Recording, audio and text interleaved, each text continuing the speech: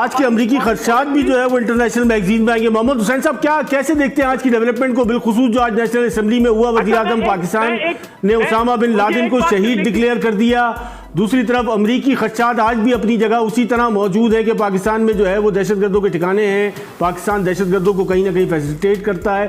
तो मेरे ख्याल में इससे ज्यादा बदकिस्मती इस कौम की नहीं होगी कि उसामा को वो शहीद करार दे रहे हैं। इमरान खान वज़ीर आज़म का कोई स्टफ़ है नहीं, मुंतशर और मुख्तलिफ ख़यालात उनके ज़हन में हैं। अंग्रेज़ी में अगर कहूँ तो he is a confused personality, inexperience, ना तजुर्बाकार, अनापरस्त, तकरीर और मुखालिफिन को बुरा भला कहना, हो सके तो गाली भी दे देना। अपनी तकरीर करके जब स्पीकर साहब ने बुलाया भाग गए। आज की मौजूदा जो सूरत हाल रही, बिलखुसूस ऐवान की अगर बात कर ली जाए, वज़ीर आज़म पाकिस्तान ने आज ऐवान में तकरीर करी और तकरीर करने के बाद जो है वो बहुत सारे ऐसे सवालात को जन्म दे के चले गए जो माजी में भी जो है पाकिस्तान के लिए मुश्किलात खड़ी करते रहे हैं। जिस तरीके की वही सारी सूरत हाल आज भी रही है।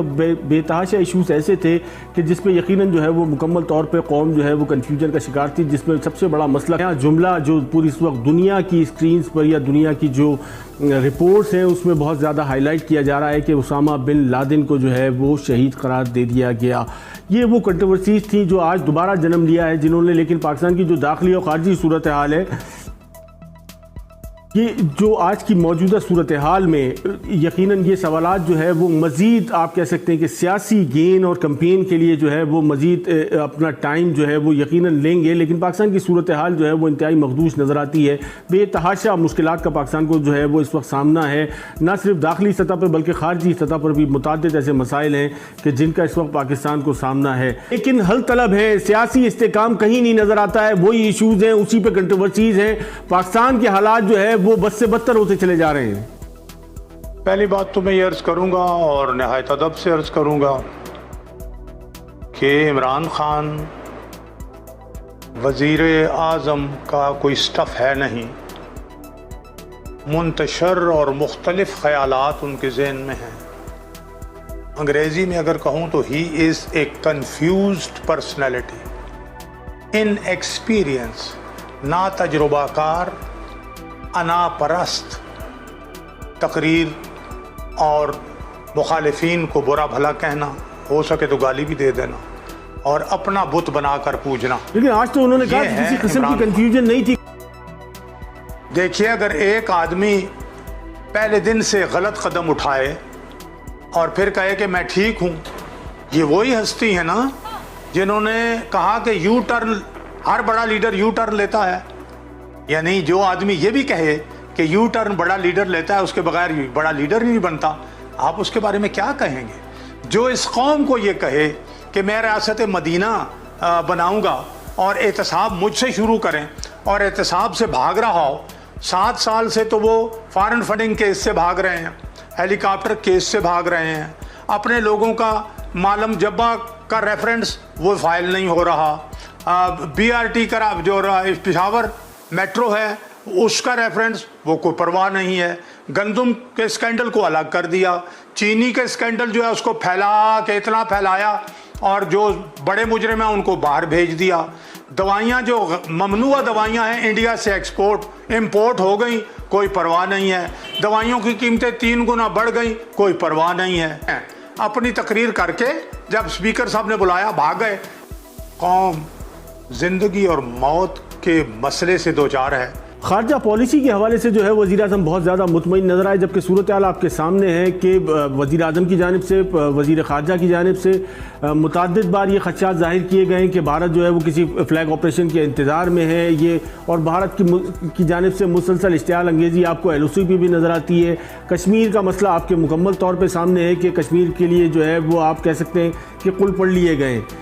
कैसे मुतमईन है, किस बात पे, क्या ये तमानियत किस चीज़ की है? देखिए, अगर कोई आदमी कुएं में गिरा हो कहे मैं बड़ा मुतमईन हूँ, आप क्या कर सकते हैं?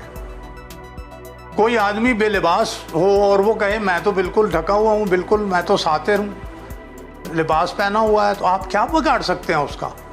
इमरान खान साहब ऐसे आदमी हैं कि जो नाकाम होते हैं, नाकामी उनके सामने होती है और वो कहते हैं नहीं मैं तो कामयाब हूँ। आप देख लीजिए, आपने जिक्र किया कि कश्मीर के मसले पे 3 से चौथे मुल्क का वोट नहीं ले सके, लेकिन खुशफहमी इतनी और दोस्ती इतनी कि मोदी को भारत के सलामती काउंसिल के गैर मुस्तकिल मेंबर बनने के लिए वोट दे दिया और उस पर बड़े कहने जी हमने अच्छा किया। मोदी के बारे में कहा कि बड़ा ईमानदार आदमी है, मोदी के बारे में कहा कि ये कामयाब हो जाए इलेक्शनों में तो मसला कश्मीर हल हो जाएगा, इसके साथ बैठ के बात करेंगे। अब मुझे बताइए कि इनमें से कोई एक बात ठीक निकली है और वो आदमी फिर कहे कि मेरी खारजा पॉलिसी बड़ी ज़बरदस्त है। क्या जिसने ट्रंप ने कहा कि जी यहाँ आके कहा कि मुझे तो उन्होंने व्हाइट हाउस के कोने भी दिखाए हैं और यूं लगता है कि मैं एक मरतबा फिर वर्ल्ड कप फाइनल जो है वो जीत गया हूं क्रिकेट का, क्या उन्होंने कोई मदद की? लेकिन ये कोने खुदरे देख के आगे व्हाइट हाउस के। देखिए मैं फिर अर्ज करूं कि एक ऐसे आदमी को ज़बरदस्ती मुसल्लत किया गया है पाकिस्तान पर और पाकिस्तानी कौम पर, जिसे ना खारजा उमूर का पता है ना इक्तिसादी उमूर का पता है। लेकिन अपोजिशन राह दिखाएगी, अपोजिशन कब राह दिखाएगी, क्या राह दिखाएगी? उनके हुनर का ये शाकार क्या कर रहा है और वो इनके इत्तेहादी हमारे दोस्त जिन्होंने इनको वोट दे के इनका साथ दिया, एक तो ज़रा थोड़ा सा अलग हुए हैं, बाकी भी देख लेंगे। हम ये चाहते हैं कि वो लोग जो फैसिनेटेड थे ना के एक मौका तो इसको दिया जाए ना जी, ये तो 100 दिन में ही पता नहीं रियासत मदीना बना देगा। लेकिन आज उनकी तमन्नाएं, उनकी खुशफहमियाँ, उनके ख्यालात सब जो हैं वो टूट फूट गए हैं। आपने देखा कि इमरान खान साहब ने यूएनओ में कश्मीर का फैसला, कश्मीर का जो केस है किस तरह लड़ा। सिर्फ कश्मीर का नहीं बल्कि पूरी जो मुस्लिम कंट्रीज है उसका उन्होंने एक भरपूर तरीके से केस लड़ा।